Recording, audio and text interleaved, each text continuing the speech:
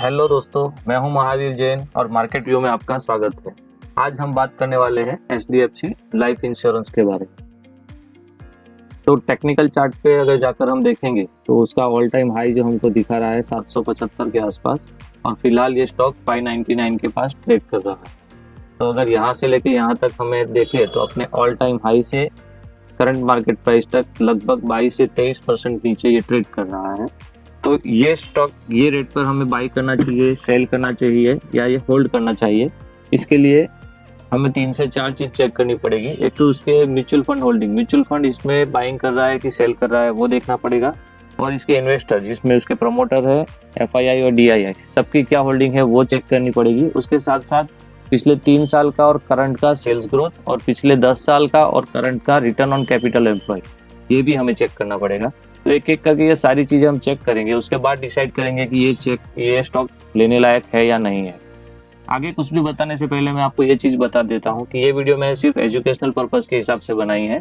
किसी भी तरह का बाय या सेल करने से पहले या किसी भी तरह का फाइनेंशियल डिसीजन लेने से पहले एक बार अपने फाइनेंशियल एडवाइजर की सलाह जरूर ले लें। तो आइए वीडियो शुरू करते हैं। तो सबसे पहले देखेंगे पिछले 10 साल का रिटर्न ऑन कैपिटल एम्प्लॉय 28.92% से, ये इसके पीयर कंपैरिजन में हम जाके देख रहे हैं। तो अपने सेक्टर का जो भी अपने सेक्टर का देखें तो मार्केट कैपिटलाइजेशन के हिसाब से सबसे बड़ी वाली कंपनी एचडीएफसी लाइफ इंश्योरेंस है।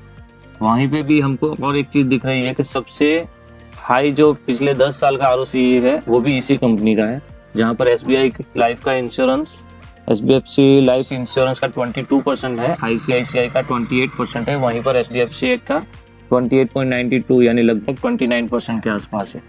करंट आरओसीई की बात करें तो करंट आरओसीई 20.31% है। इससे ज़्यादा देखें तो आईसीआईसीआई लॉम्बार्ड का 26.88, सिर्फ एक कंपनी का इससे ज़्यादा है। सेकेंड नंबर पर आरओसीई में वापस यही कंपनी आ रही है। सेल्स ग्रोथ के हिसाब से देखें तो पिछले 3 साल का सेल्स ग्रोथ देखें तो 30.39% के हिसाब से इसका सेल्स ग्रोथ बढ़ रहा है। वहीं पर करंट सेल्स ग्रोथ देखेंगे तो 30.62%। अब सेल्स ग्रोथ के हिसाब से भी देखेंगे तो इनके पीयर कंपेरिजन में बाकी सारी कंपनी के सेल्स ग्रोथ इससे कम दिखाई दे रहे हैं हमको। यहाँ पर देखिए, यानी सबसे अच्छा सेल्स ग्रोथ भी हमको करंट का इसी कंपनी का दिखाई दे रहा है।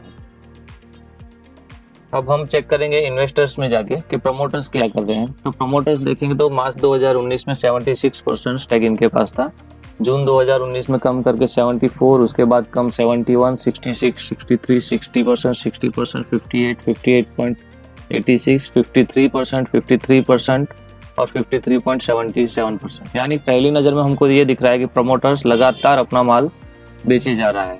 लेकिन वहीं पर अगर हम देखेंगे तो एफआईआई की होल्डिंग देखेंगे तो मार्च 2019 में 10.52%, वो बढ़कर जून 2019 में 11.75, उसके बाद 15.94, फिर 90, 21, 23, 23, 24, 25 और लास्ट में सितंबर 2000 में 30.12 और फिलहाल दिसंबर 2021 में 30.45% स्टेक एफआईआई ने इसके अंदर बढ़ा के रखा है। यानी जहां पर लोग कह रहे हैं कि एफआईआई माल बेच रहा है, वहीं पर हमको यहाँ पर दिख रहा है कि एचडीएफसी लाइफ इंश्योरेंस में एफआईआई लगातार माल खरीदे जा रहा है।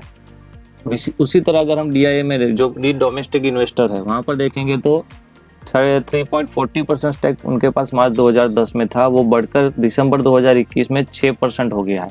यानी जो स्टॉक प्रमोटर्स बेच रहे हैं वही स्टॉक एफआईआई और डीआईआई लगातार खरीदे जा रहे हैं। जनरल पब्लिक के पास देखें तो मार्च 2019 में 9.92% शेयर थे, यानी लगभग 10% के शेयर थे। वहीं दिसंबर 2021 में 9.68%, यानी लगभग वो का वो सेम परसेंटेज पब्लिक के पास है। पब्लिक की इसमें कोई भी खरीदारी ज्यादा नहीं हुई है। इसलिए इस तरह से देखें तो प्रमोटर्स ने जो भी माल बेचा है वो एफआईआई या डीआईआई ने खरीदा है। यानी प्रमोटर्स जो भी है वो इसके अंदर काफी बुलिश है। जो भी एफआईआई खरीद रहे हैं या डीआईआई, वो सारे के सारे इसके अंदर बुलिश है।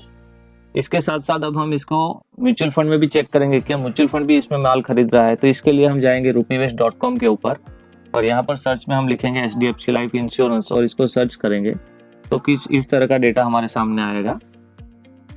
टोटल देखें तो 161 फंड हाउस है जिसने इसके अंदर अपनी होल्डिंग बना के रखी हुई है। पिछले 4 महीनों का ये डेटा हमारे सामने आ गया है। तो सितंबर 2021 में 9 crore 26 lakh shares total mutual fund के पास थे। वही अक्टूबर में कम करके 9 करोड़ 8 लाख शेयर्स यहाँ पर म्यूचुअल फंड अपना माल बेचा था। नवंबर 2021 में 8,56,00,000 शेयर यहाँ पर भी म्यूचुअल फंड ने अपना माल बेचा था। लेकिन उसके बाद दिसंबर 2021 में देखे तो नवंबर से लेकर दिसंबर वाले एक महीने में म्यूचुअल फंड ने वापस अपनी बाइंग स्टार्ट की है और 8,63,00,000 शेयर्स इसमें बाइंग कर लिए।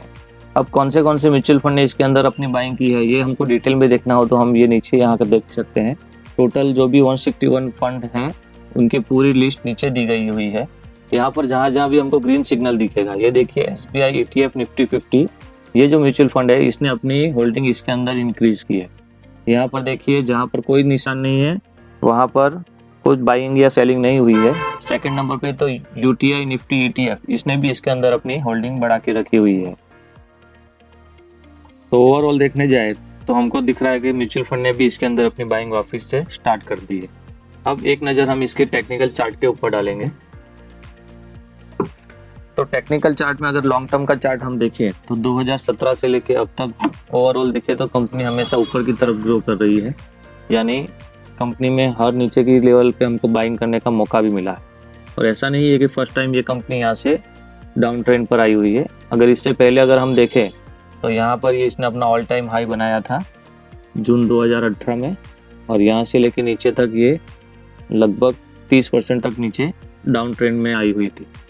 सेकेंड टाइम में देखे तो कोरोना वाले पीरियड में देखे तो भी ये अपने ऑल टाइम हाई से लगभग 43% नीचे आई हुई है। उसके बाद अगर हम और देखेंगे तो यहाँ पर ये एक बार इसने और डाउन ट्रेंड हमको यहाँ पर दिखाया था और वो था 13 से 14% का। और यहाँ पर अगर सेम चीज वापस देखें तो 2021 में भी ये चीज 13% तक नीचे आई हुई थी और फिलहाल ये हमको अपने ऑल टाइम हाई से 20 से 22% नीचे मिल रही है।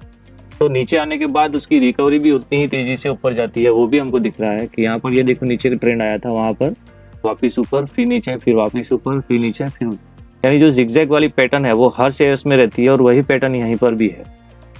तो अभी इसमें बाइंग करेंगे तो इस लेवल पे बाइंग करेंगे तो हमारे पास क्या मौका है और कितने % का हम गेन ले सकते हैं वो भी हम एक बार चेक कर लेंगे यहाँ पर जाके। तो इसके लिए हम चार्ट को थोड़ा सा बड़ा कर लेते हैं और यहाँ पर देखें तो करंट प्राइस ये है और यहाँ से लेके अपने ऑल टाइम हाई जो कि यहाँ पर 775 के आसपास बता रहा है, वहां तक भी हम पहुंचेंगे तो हमको लगभग 29 से 30% का प्रॉफिट यहाँ पर दिख रहा है कि अगर अपने ये ऑल टाइम पिछले वाले हाई तक भी वापस पहुंच जाएगी तो यहाँ से ही अपने ऑल टाइम हाई से फिलहाल के जो प्राइस है वहाँ से हमको 30% गेन आराम से मिल जाएगा। अब इसके लिए अगर हमको 6 महीना या 12 महीना भी वेट करना पड़े तो 12 महीने में 30% रिटर्न ये कोई कम बात नहीं है। दूसरी चीज देखेंगे तो यहाँ से हर बार जब वो अपना ऑल टाइम हाई तोड़ के ऊपर जाती है तो वहां से 5 से 10% और ऊपर जाती है। तो यहाँ से अगर ये इसने अपना और 5 से 10% ऊपर और नया हाई बनाया तो ये यहाँ से हाई यानी 30 की जगह 40% यानी आराम से 850 को टच कर सकती है। तो यहाँ से अगर हमको 2 साल में भी अगर 40% तक का रिटर्न मिले तो भी कोई दिक्कत नहीं है। इस तरह की मार्केट लीडर कंपनी में अगर हमको साल का 25% और 2 साल का 40 या 45% मिल जाए तो ये बहुत ही अच्छी प्रॉफिट वाली बात है। तो मैं इस स्टॉक को टुकड़े टुकड़े में बाई करने की सलाह दूंगा। आप एक टुकड़ा यहाँ पर खरीद सकते हैं और थोड़े दिन बाद वापिस से अगर ये इसी रेंज में मिले तो धीरे धीरे में इसकी बाइंग अपने करते रहिए। और जब भी ये स्टॉक आपको 25 से लेके 35 से लेके 40% तक जो भी आपने माना हो वो स्टॉक का अपना प्रॉफिट मिल जाए तो इसमें से निकल जाइए। तो दोस्तों आज के लिए बस इतना ही। अगर आपको वीडियो अच्छी लगी हो तो प्लीज लाइक कर दीजिएगा, शेयर कर दीजिएगा और सब्सक्राइब करना मत भूलिएगा। इसी तरह की लॉन्ग टर्म इन्वेस्टमेंट की वीडियो मैं अपने चैनल पे लाता रहता हूँ। Thank you so much.